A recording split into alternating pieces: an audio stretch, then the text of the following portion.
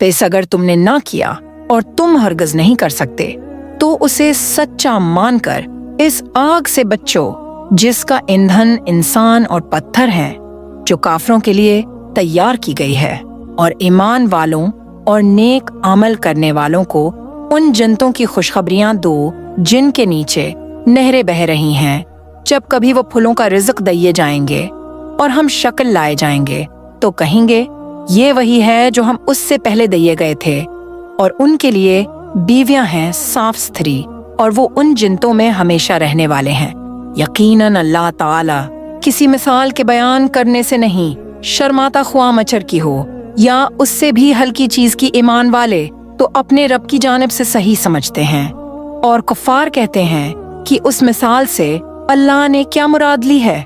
इसके जरिया बीशतर को गुमराह करता है और अक्सर लोगों को राह रास्त पर लाता है, और गुमराह तो सिर्फ फासिकों को ही करता है। जो लोग अल्लाह ताला के मजबूत अहद को तोड़ देते हैं और अल्लाह ताला ने जिन चीजों के जोड़ने का हुक्म दिया है उन्हें काटते हैं और जमीन में फसाद फैलाते हैं, यही लोग नुकसान उठाने वाले हैं।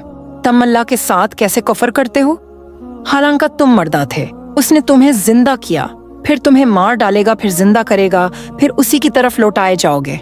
वो अल्लाह जिसने तुम्हारे लिए जमीन की तमाम चीजों को पैदा किया, फिर आसमान की तरफ कस्त किया और उनको ठीक ठाक 7 आसमान बनाया, और वो हर चीज को जानता है। और जब तेरे रब ने फरिश्तों से कहा कि मैं जमीन में खलीफा बनाने वाला हूँ, तो उन्होंने कहा कि ऐसे शख्स को क्यों पैदा करता है जो जमीन में फसाद करे और खून बहाए। हम तेरी तस्बीह और पाकीज़गी बयान करने वाले हैं। अल्लाह ताला ने फरमाया, जो मैं जानता हूँ तुम नहीं जानते। और अल्लाह ताला ने आदम को तमाम नाम सिखाकर इन चीजों को फरिश्तों के सामने पेश किया और फरमाया, अगर तुम सच्चे हो तो इन चीजों के नाम बताओ। इन सब ने कहा, ए अल्लाह, तेरी जात पाक है, हमें तो सिर्फ इतना ही इल्म है जितना तूने हमें सिखा रखा है। पूरे इल्म वो हुकमत वाला तो ही है।